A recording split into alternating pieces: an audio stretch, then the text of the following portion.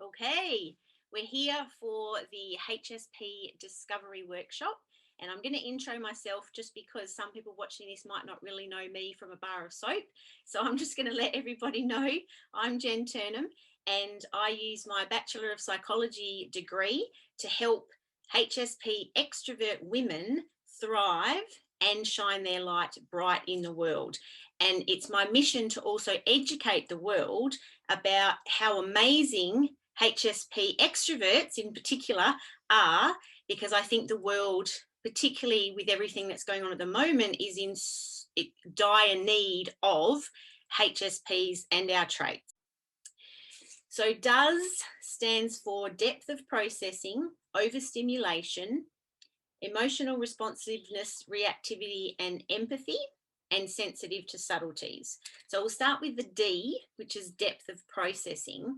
The best way I can think to explain this to you all is when you're, let's say, back in the day, before everybody had a mobile phone and you used to have to try and remember people's phone numbers when you met them. Think about what your brain is doing when you're trying to remember a mobile phone number. So if I say to you, my mobile's 0414 986677, try and remember it and try and notice what your brain is doing. It's like trying to look for patterns. It's trying to repeat it over and over again. All these little kind of tools and tricks that it uses to try and remember that mobile phone. That's depth of processing at work. The challenge is, though, most people only process things like that in situations like that when they're trying to remember somebody's mobile phone number or some other piece of important information. We process everything like that. So now that you've had that experience of feeling your brain and what it's doing, it probably makes sense to you why we can get tired easily, why we can get overstimulated easily, because our brain is just so active. This is also why, this is another thing about HSPs that might be a bit of a moment for you. We struggle to make decisions. And this is something that I've always been really frustrated with. And if I'm at the shops by myself, I can stand in the aisle for ages because my brain's going, oh, do you really need it? Oh, maybe you should ask Was. Oh, what about this? Oh, I don't know. Like and it drives me crazy. But when I learned that that's just a HSP thing, it kind of enabled me to be a little bit more okay with it, because now I go, oh yeah, here we go. HSP brain is going again. And I can almost kind of cut myself a little bit more slack and just be okay with it and go, okay, well, you can either choose to stay here for 10 minutes and figure it out, or you can just let it be and perhaps go and talk to Was and come back on another day. So that's why we struggle to make decisions, is because of that depth of processing, because our brain is just always looking for the links and connections and just process. So there's always a lot going on internally for us. So that's the D. The O is overstimulation. This essentially manifests as we become highly stressed and overwhelmed more easily than non-HSPs. And the reason this happens, because if you think about that depth of processing happening, plus our brain actually takes in more of our environment than non-HSPs. So you take depth of processing, noticing every little thing in our environment. And then if you add a complicated situation, for example, if there's lots of things to remember or there's lots going on, if it's intense because it's noisy or it's cluttered, or it could be dragging on for too long. So if you've got a 2-hour commute to work, that's why we wear out sooner, because think about all of those things happening at once. And because we process everything so much more than a non-HSP, it's no wonder that we end up in overwhelm and overload and crashes because of all that stuff that our brain is trying to take in. And this is one that I think others have difficulty understanding it, and particularly if you don't know your HSP. So I've got a story to share with you. Back when I traveled around the USA with my friend, I didn't know about HSP then because this was about 10 years ago. So it was my friend Tanya and I. We had a wedding to go to in the Dominican Republic, and we looked at the flights, and we had to fly through the US to get to the Dominican Republic. So we thought, well, let's make it a big holiday. So we basically traveled around for 7 weeks. We had an RV, we did all these really cool things in the US. And she is nowhere near a HSP. In fact, I think she might have ADHD as well. So you can imagine her energy levels on this trip.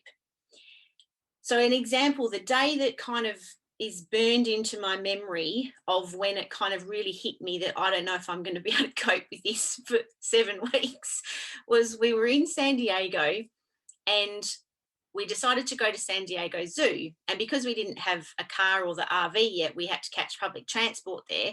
So we caught public transport. We spent the day looking at the zoo.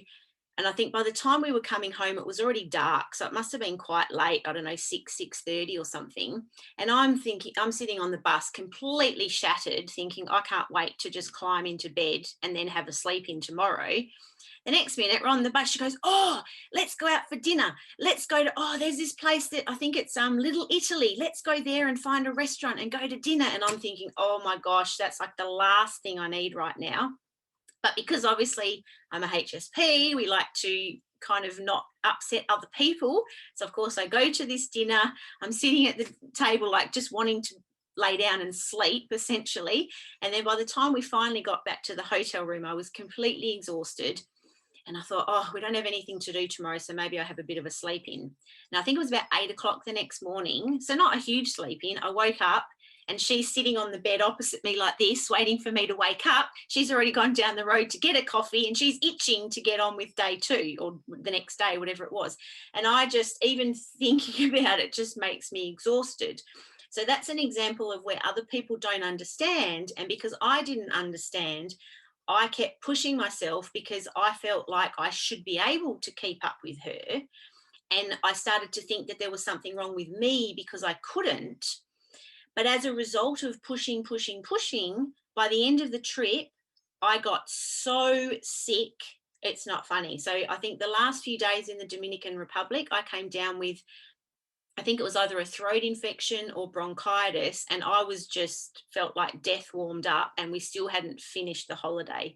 So that's an example of, 1, how others don't understand us, 2, how we can then tend to push ourselves because we're trying to make others happy and not respect our own limits, and 3, the consequences of that, because if you push yourself and you're constantly living in overstimulation, it then manifests itself as a physical illness. So it's just something to be aware of, because that can be what happens.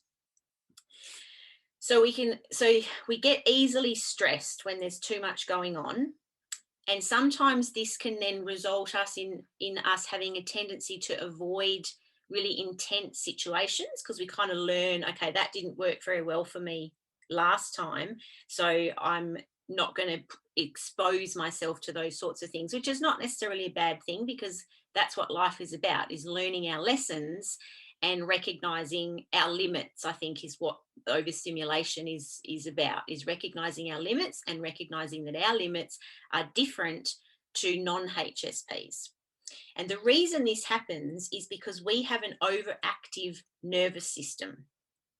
So this can also manifest itself as if you've ever had the experience of, you don't deal well with extreme temperatures. So you either don't deal well with the cold or maybe the heat, itchy fabrics, itchy tags on clothes that can irritate our nervous system, noises, medications. A lot of HSPs are kind of super sensitive to medications as well. And I'll give you a story about the heat, because I don't cope very well with the heat. I get what I call hangry. So I'm hot and angry, and I basically need to submerge myself in water, and that is the only thing that can kind of calm me down. And Woz has learnt this. So most of our caravanning trips involve the beach or a river or a lake or something, so that I can actually bring myself back down to kind of normal levels.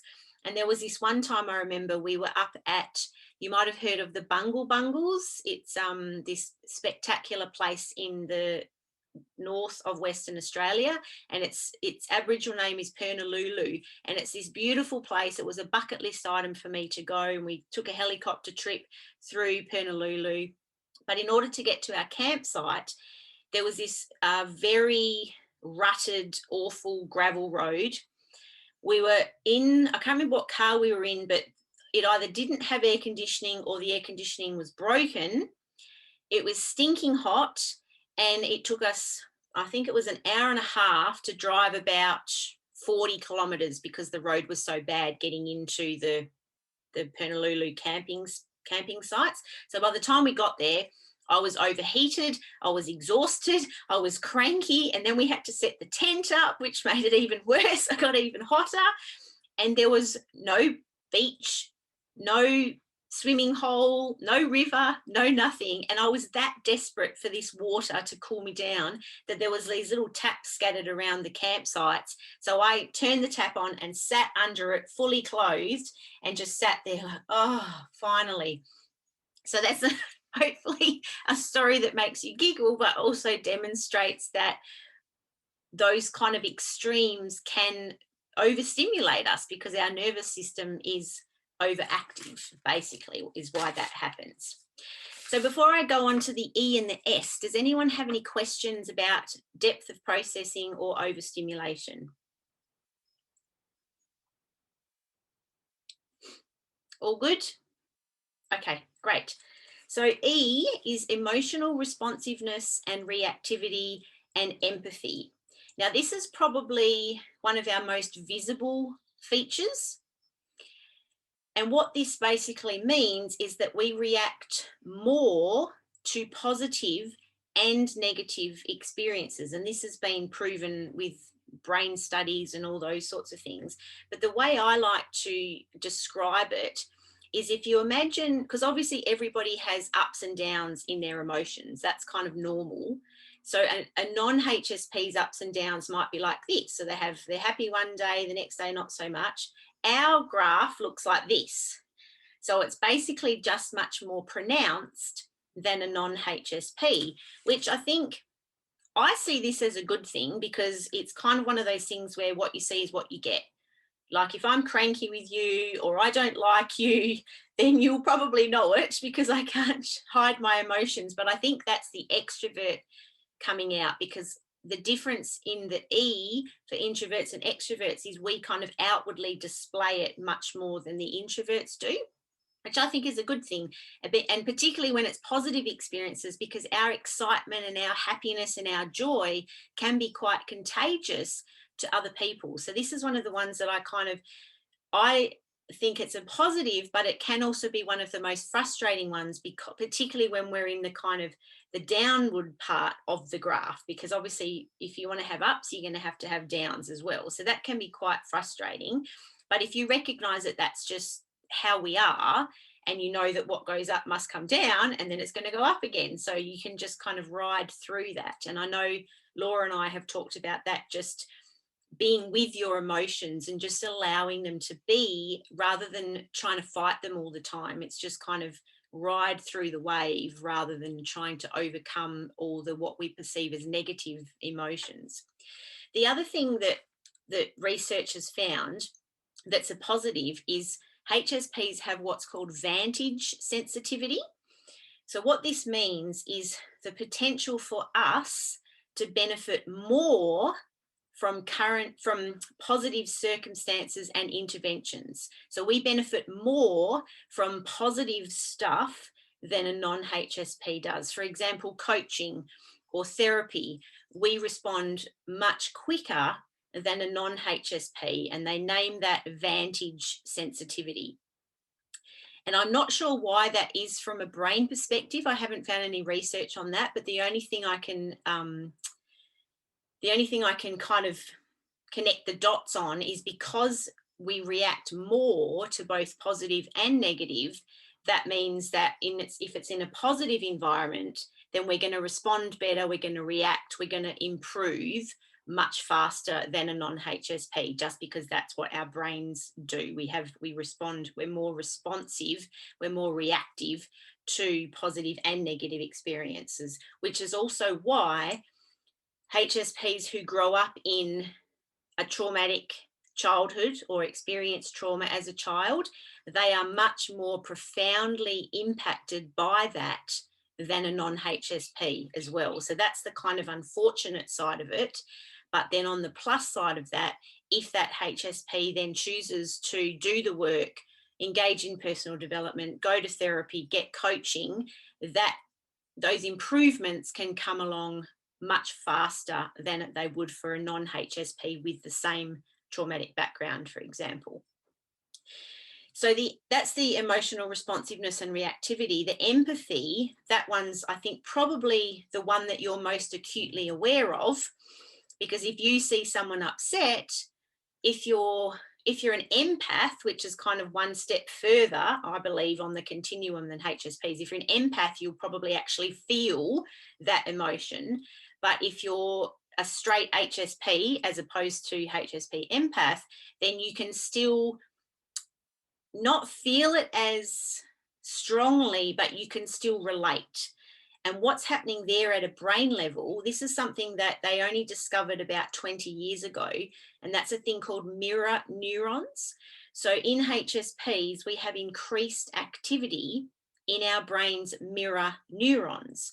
So when we watch somebody else do something or feel something, our mirror neurons fire in the same way as if we were actually doing that thing or feeling that thing. So this, again, has its pluses and its not so positive aspects. And the positives, I suppose, is that it helps us know other people's intentions, because those mirror neurons are firing and they're recognizing subtle things that are happening in the other person, and also how they feel. So that's what makes us very good friends, very good partners, very good human beings, I believe, is because we can relate so well to how other people are feeling. And we can, when we go into the S, I talk about sensitive to subtleties, so we can pick up what's going on for them, and we can see that something's going on for them. And then sometimes they can be quite surprised because they think they're hiding it, whereas we can sense it and we'll say, oh, what's going on with you? Like, it feels like there's something wrong. And then they're kind of, oh, because they thought they were wearing their kind of brave, everything's okay mask. So that's one of the things that I really love about HSPs, is that ability to connect and care for others because of our high levels of empathy. But it can also be a bit of a drain as well, because again, it's one of those things that causes us to be exhausted because our emotions are just so much more than non-HSPs, and then we're mirroring what other people are feeling as well, so it can be quite overwhelming. So we have a stronger reaction to the positive, and this has another advantage in that scientists have worked out that in order to learn something, we need an emotional reason. Otherwise, our brain just won't bother. And so basically we have more motivation to act and learn because we have increased activity in our emotional centers in our brains. So that's probably, I think, why so many of us are into personal growth and development and reading and learning, doing new things, because we have that increased capacity in our brain to take on those things. But if you add that, so that strong reaction to the positive, plus needing an emotional response to learn and increased activities in our emotional brain centers, what that can manifest as is we relish a good outcome in a situation, and we can figure out more so than others how to make that happen. So an example of what I mean by that is we are especially good at planning birthday celebrations or other special things for other people, because we're really good at anticipating the happiness that that's going to create in that other person.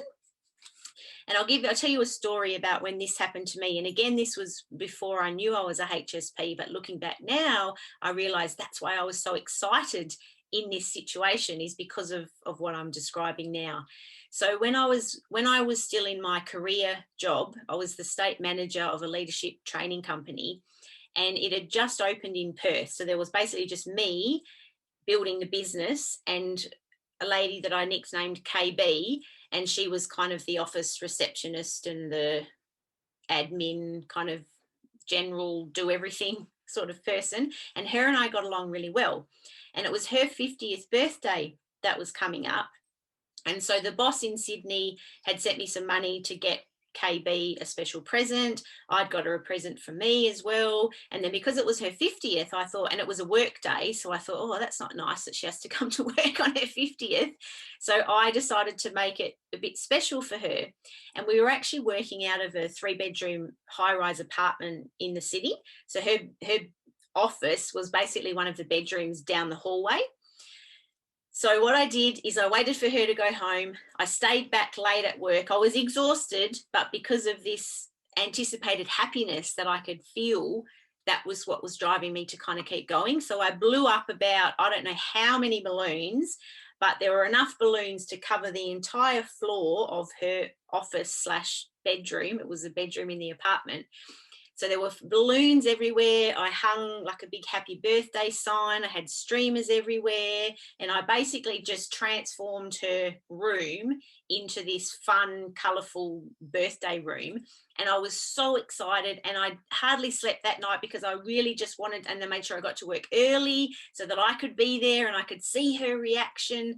And that's an example of this playing out in real life. Is it gives us that extra motivation, I think, to go the extra distance for other people, because we can feel that happiness that they're going to generate even before it happens. And so it kind of gives us that motivation to keep going.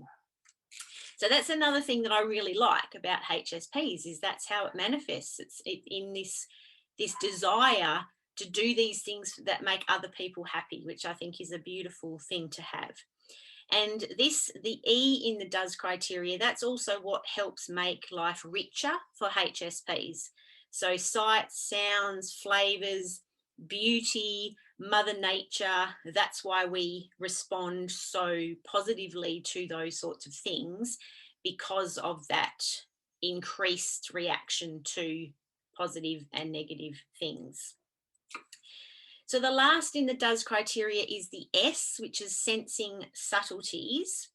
So we basically notice all the little things that other people miss, and we do it without even trying. So it's a natural ability. We walk into a room and we can just sense things that other people can't sense.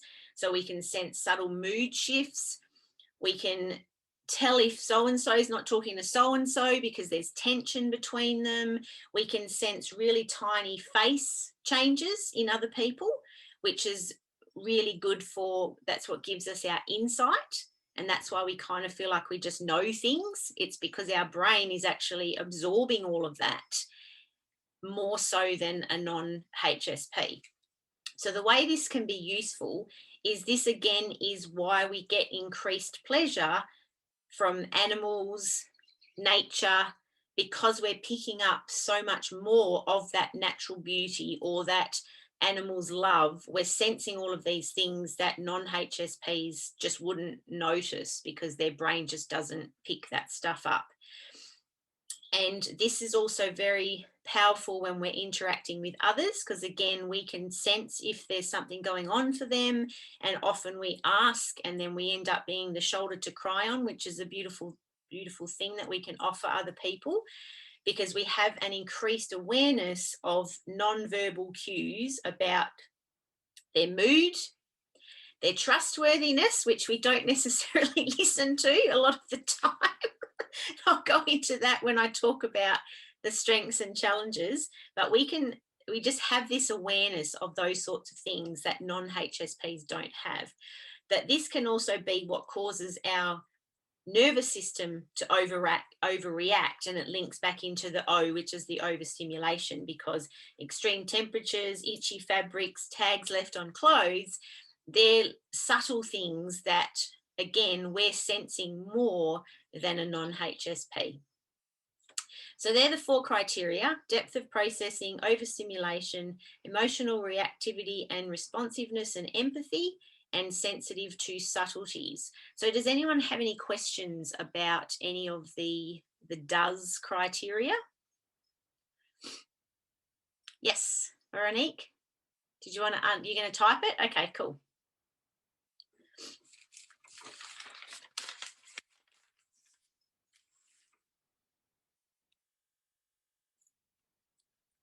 Prefer that I speak?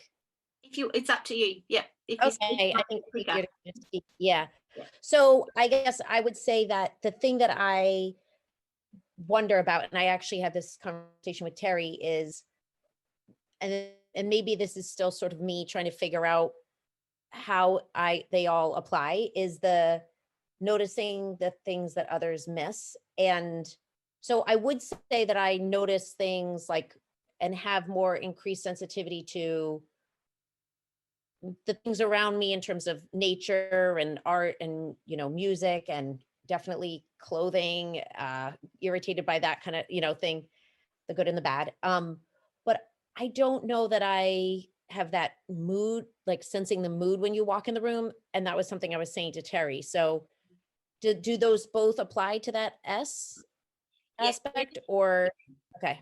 They're examples of Okay. how it can manifest, and it's one of the things about the S is it's not necessarily something that is a conscious thing. So you might not be aware of what's happening in the room and the mood and that sort of stuff. It might just be like a really subtle thing that you feel within you, or it might not be conscious at all. So I suppose it's you could say it's probably a skill to get more in touch with that, so that you kind of can bring it up into your conscious brain. So it's they're 2 examples of different ways that it can manifest. And I think so. I suppose a question for you is, have you ever had experiences when you're talking to someone, a friend, and they may be putting on a brave face, but you can tell, like, have you ever asked somebody, like, what's up? Something feels a bit off with you? You've Yeah. done that? Yeah. Yeah. Yeah. So that's an Yeah. example of that. So you're sensing it. And I think when it's in that kind of one-on-one environment, it's probably a little bit more obvious. Whereas when you go into a room, it might not be obvious, or maybe you just there hasn't been anything kind of going on for you to sense in that room. So I think that's something that you could potentially start to maybe hone a little bit more to try and, but then it can also be overwhelming too, because I know most of the time when I go out in public, I enjoy it and I have a great time. Like, we went out for lunch with a couple of friends that we hadn't seen for ages last weekend, I think it was. But I just end up really exhausted. And I think part of that is because I'm not just in that moment with these people. There's all this other stuff going on that my brain's absorbing that I'm not necessarily aware of, but it does have an impact then on the overstimulation, overwhelm, tiredness, that sort of stuff. So does that make sense and answer your question? Yeah. And I think it's kind of, I think the way now that I'm learning about myself, and I was thinking about this earlier, the more that you understand yourself, then the more you can adapt or manipulate the situations that you're in to be more successful or happy. So like, I didn't really appreciate or notice how much I get overwhelmed by things, or how much I need that alone time, until now with COVID, that I'm not getting it. Um, it's become so obvious to me now, but I was just getting it before. So I would just get that alone time. I was doing it subconsciously, and now I have to really consciously do it, and make a point of doing it. So I'm guessing that as I'm becoming aware of more of these things, it will become more noticeable to me as well. Yeah, Mhm. definitely. Thank Yeah. you. And there will still be times when you're picking stuff up that you're not consciously aware of, but your brain's taking it on, and then that comes out. I talk a little bit about that in the strengths, because we're going to talk about intuition. So that might make a little bit more sense too when we talk about that. All good? Okay, thank you for the question. Very good one.